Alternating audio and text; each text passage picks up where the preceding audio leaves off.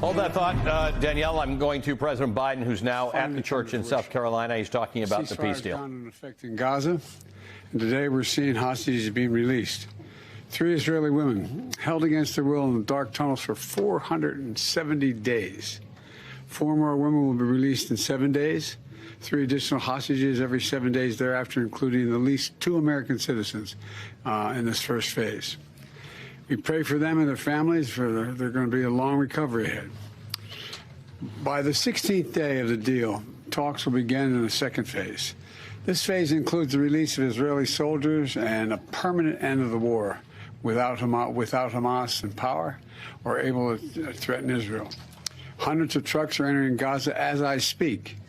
They're carrying assistance for civilians who suffered enormously from the war that Hamas started on October 7, 2023, nearly 15 months ago.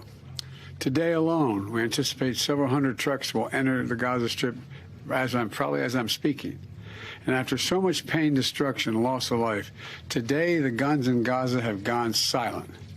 This was the deal that I outlined for the world back in May 31st. Many of you covered it at the time.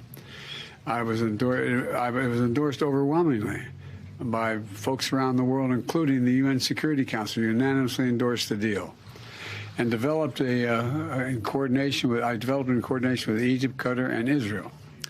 I've worked in foreign policy for decades, and this is one of the toughest negotiations I've been part of. Many of you who follow these negotiations will attest that the road to this deal has been not easy at all, and a long road.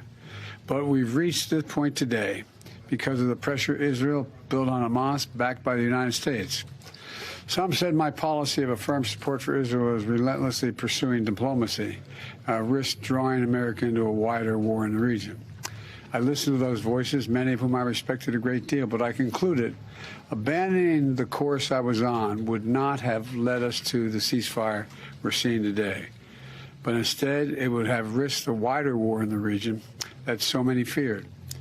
Now the region has been fundamentally transformed.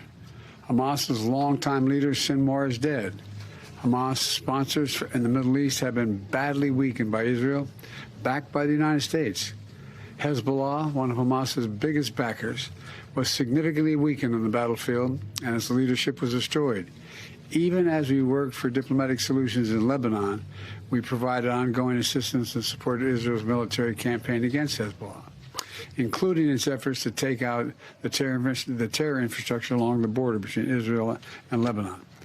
Israel's campaign was extremely successful, so much so that by the end of November, the United States had brokered a ceasefire in Lebanon.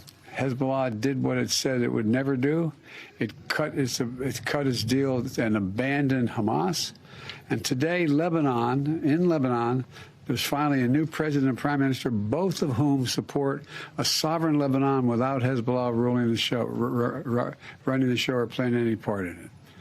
The Assad regime next door in Syria is gone, removing Iran's ready access to Lebanon. Iran is in the weakest position in decades after the U.S. military helped defend Israel from Iranian missiles and supported Israel's military response inside Iran. Just look across the region.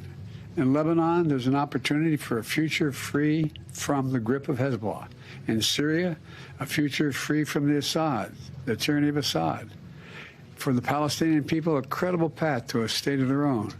And for the region and the future normalization and integration of Israel with all its Arab neighbors, including Saudi Arabia, who I've spoken with. You know, we've had many difficult days since Hamas began this terrible war. We've encountered roadblocks and setbacks, but we haven't given up.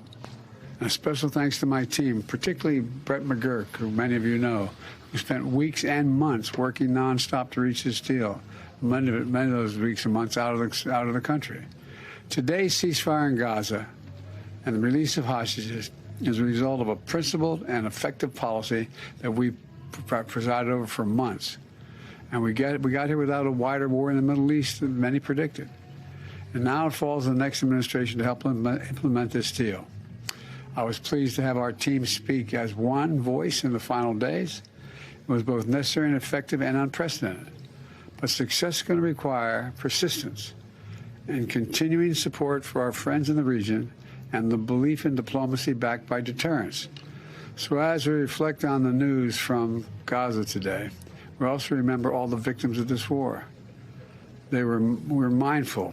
We're mindful that the pursuit of a lasting peace, while never easy or quick, must always be our calling.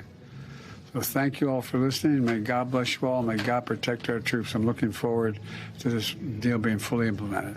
And I'm sorry I'm not going to take any questions now because I'm waiting. There's a whole congregation waiting for me. And I'm sure the remainder of the day I'll have an opportunity to speak with you. Thank you very much. Anything about the condition of the hostages that were released today and the others? Yes, I've just got a call saying the 3 are released into Gaza to the out of the hands of their captors, and they appear to be in good health, but it's early to tell. They may be across the border out of the Gaza Strip into Israel now. I'm not certain. Thank you. Sir, any concerns about Hamas regrouping? President Biden in Charleston, South Carolina, Will you remain in the room says he's not taking questions, but hold on. as it moves forward? No way out. Proud of the deal.